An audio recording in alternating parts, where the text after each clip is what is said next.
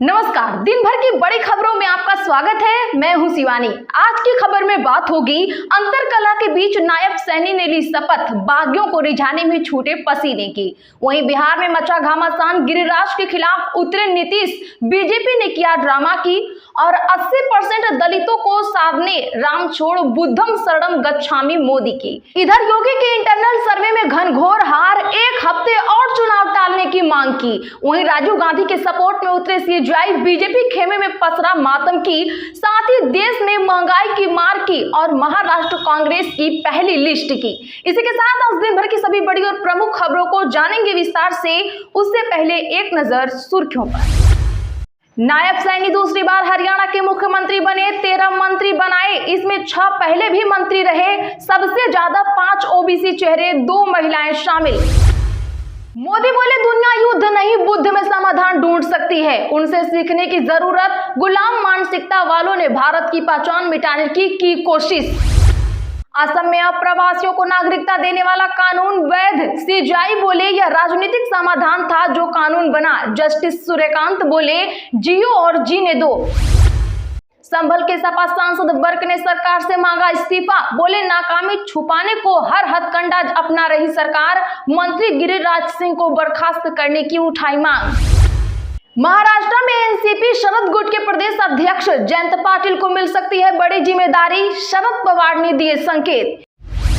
UP के युवाओं को दंगों में फंसा रही भाजपा, लखनऊ में राज्यसभा सांसद संजय सिंह ने कहा बहराइच की घटना से कानून व्यवस्था का दावा संदिग्ध।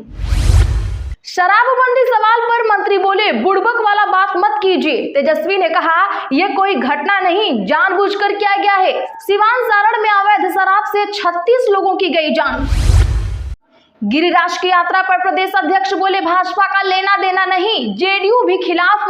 भागलपुर से होकर मुस्लिम बेल्ट सीमांचल की 24 विधानसभा को साधेंगे केंद्रीय मंत्री। अखिलेश यादव बोले मिल्कीपुर में अपने इंटरनल सर्वे में बीजेपी हार रही, इसीलिए चुनाव टाला। उपचुनाव में सपा और कांग्रेस गठबंधन पर फैसला होगा जल्द। यूपी में उपचुनाव एक हफ्ते टालने के लिए चुनाव आयोग पहुंची बीजेपी, सताया यह डर। लहसुन महंगा, टमाटर और लाल प्याज ने किया हाल बेहाल। कस्टमर बोले इतना तो अप्रेजल नहीं बढ़ता जितना बढ़ रहा है दाम।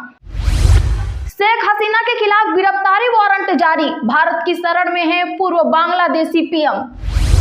हिमाचल प्रदेश में राज्यपाल और सरकार आमने सामने, बीसी नियुक्ति बिल पर सवाल। गवर्नर बोले यूनिवर्सिटी सार्वजनिक संपत्ति, जनहित के लिए देनी चाहिए कुर्बानी। संसद, दिल्ली एयरपोर्ट और कई पॉश इलाके वक्फ की जमीन पर, बदरुद्दीन अजमल के दावे से छिड़ा विवाद। जम्मू कश्मीर को राज्य का दर्जा देने पर जल्द होगी सुनवाई, सुप्रीम कोर्ट से मिली मंजूरी। सिर्फ 6 महीने के लिए सीजेआई बनेंगे संजीव खन्ना, इनके बाद कौन होगा चर्चा में दलित जज। कनाडा में भारतवंशी सांसद ने धमकियों के बावजूद खालिस्तानी चरमपंथी पर साधा निशाना, हिंदुओं से की एकजुट होने की अपील। महाराष्ट्र कांग्रेस की पहली लिस्ट 20 अक्टूबर को आएगी, बीजेपी ने भी 100 सीटों पर की चर्चा, 7 दिन में कैंडिडेट का ऐलान। पंजाब विधानसभा 2022 के चुनाव लड़ने वाले 5 उम्मीदवार अयोग्य घोषित, जानिए ईसी ने लिया यह फैसला।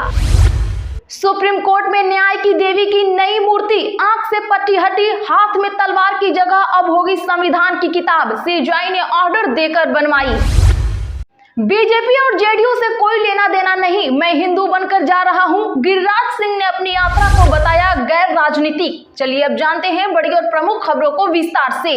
उससे पहले वीडियो को लाइक करें, साथ ही आपसे रिक्वेस्ट खबरों को आखिर तक जरूर देखें।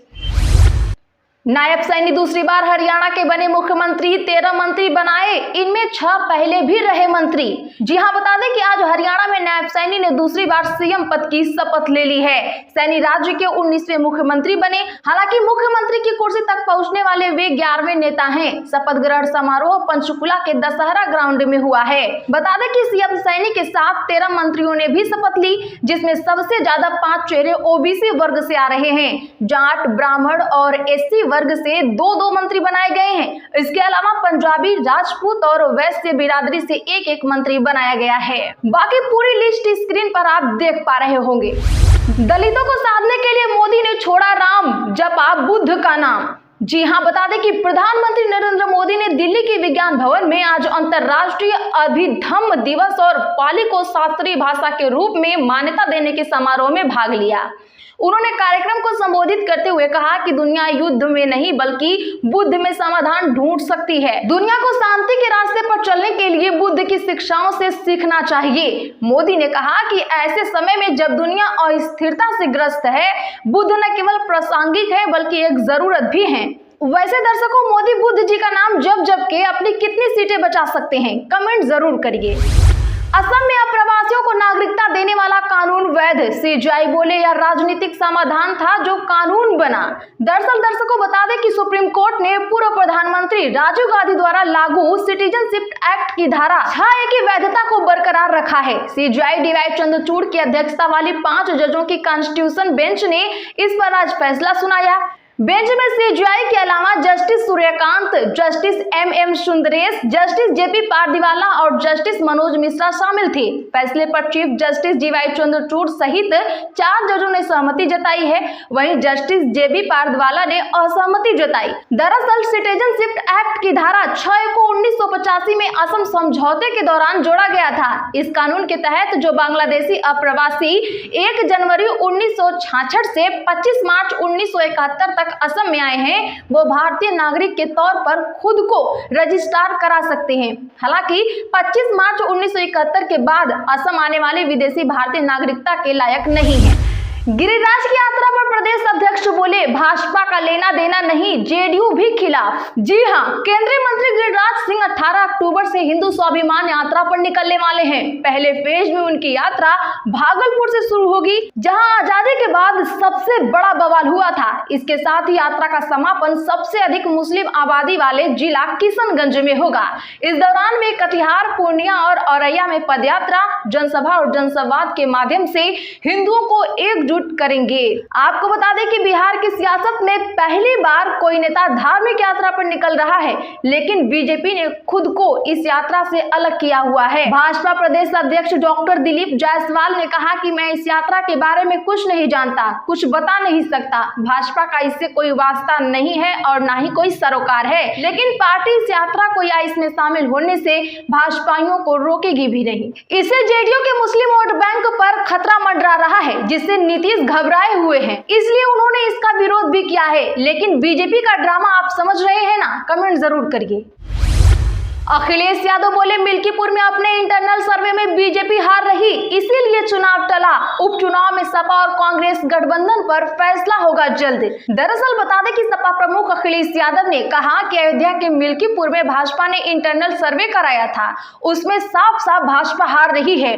सीएम कई बार मिल्कीपुर गए, प्रशासन के लोगों को बुलाकर पूछा, जब पता लग गया कि इतने खेल के बाद भी हार रहे हैं तो चुनाव टालने का फैसला ले लिया। अखिलेश यादव यूपी उपचुनाव में सपा और कांग्रेस का गठबंधन रहेगा या नहीं, इस पर उन्होंने कहा, मैं कल महाराष्ट्र जा रहा हूं, हमारी कोशिश होगी कि इंडिया गठबंधन के साथ ही लड़े। हमें उम्मीद है कि जहां हमारे 2 विधायक थे वो हमें सीट भी ज्यादा देंगे और हम पूरी मजबूती के साथ गठबंधन के साथ खड़े होंगे। यूपी में भी सीट बंटवारा बहुत जल्द ही तय हो जाएगा। इधर भाजपा बुरी तरह से घबराई हुई है और बीजेपी ने 13 नवंबर की जगह 20 नवंबर को वोटिंग कराने की मांग की है। बीजेपी ने अब यूपी के मुख्य निर्वाचन अधिकारी को इस बाबत पत्र भी लिखा है। पत्र में कई जिलों का जिक्र करते हुए बताया गया है कि 15 नवंबर को कार्तिक पूर्णिमा का स्नान पर्व होने के कारण लोग 2-3 दिन पहले ही इसमें भागीदारी करने चले जाएंगे। ऐसे में बहुसंख्यक मतदाता वोट देने से वंचित रह जाएंगे। लहसुन महंगा, टमाटर और भी लाल, प्याज ने किया हाल बेहाल। कस्टमर बोले इतना तो अप्रेजल नहीं बढ़ता जितना दाम बढ़ रहा। दरअसल दर्शकों, त्योहार का सीजन आते ही अब प्याज, लहसुन और टमाटर के दाम लगातार बढ़ते जा रहे हैं। सब्जियों के महंगा होने से रसोई का बजट बिगड़ गया है। खरीदार ही नहीं, दुकानदार भी परेशान है। हालात ये है कि लोग सब्जियां बहुत कम मात्रा में खरीद रहे हैं।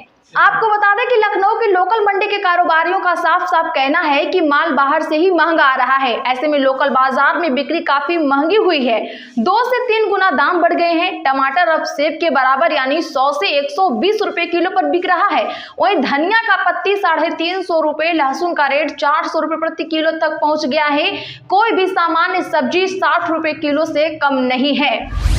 शेख हसीना के खिलाफ गिरफ्तारी वारंट जारी, भारत की शरण में है पूर्व बांग्लादेशी पीएम। यहां बता दें कि बांग्लादेश में तख्ता पलट के बाद देश छोड़कर निकली शेख हसीना के खिलाफ गिरफ्तारी वारंट जारी किया गया है। स्थानीय मीडिया के अनुसार देश की एक अदालत ने उन पर मानवता के खिलाफ अपराध किए जाने के आरोप में गिरफ्तारी वारंट जारी किया है। शेख हसीना ने बांग्लादेश से हेलीकॉप्टर पर सवार होकर देश छोड़ा था और दिल्ली के पास स्थित हिंडन एयरबेस पर उतरी थी। उसके बाद से वह भारत में ही रह रही हैं, लेकिन उनके ठिकाने के बारे में कोई जानकारी नहीं है। उन्हें किस सुरक्षित स्थान पर रखा गया है ये किसी को नहीं पता। शेख हसीना के खिलाफ अदालत में अर्जी डालने वाले वकील मोहम्मद ताजुम इस्लाम ने कहा कि यह यादगार दिन है। महाराष्ट्र में कांग्रेस की पहली लिस्ट 20 अक्टूबर को आएगी। बीजेपी ने भी 100 सीटों पर की चर्चा। जी हां, बता दें कि महाराष्ट्र विधानसभा चुनाव के लिए कांग्रेस की पहली लिस्ट 20 अक्टूबर को जारी होगी। पार्टी की महाराष्ट्र चुनाव स्क्रीनिंग कमेटी ने 16 अक्टूबर को दिल्ली के हिमाचल भवन में बैठक की। विधानसभा के चुनाव के लिए पार्टी के प्रभारी रमेश चेन्नीथला ने कहा कि 20 अक्टूबर को हमारी एक और बैठक होगी, जिसके बाद उम्मीदवारों की घोषणा की जाएगी। उधर भाजपा ने भी दिल्ली में केंद्रीय चुनाव समिति की बैठक की और पार्टी उम्मीदवारों पर चर्चा की। भाजपा सूत्रों ने कहा कि करीब 100 से अधिक सीटों पर चर्चा हुई है। कैंडिडेट के नामों का ऐलान अगले 7 दिन में किया जा सकता है। तो आज के लिए बस इतना ही। ऐसी ही बड़ी खबरों के लिए चैनल को सब्सक्राइब करें, बगल में घंटी के निशान को भी जरूर दबा लें, वीडियो को लाइक शेयर कर हमारा सपोर्ट जरूर करें।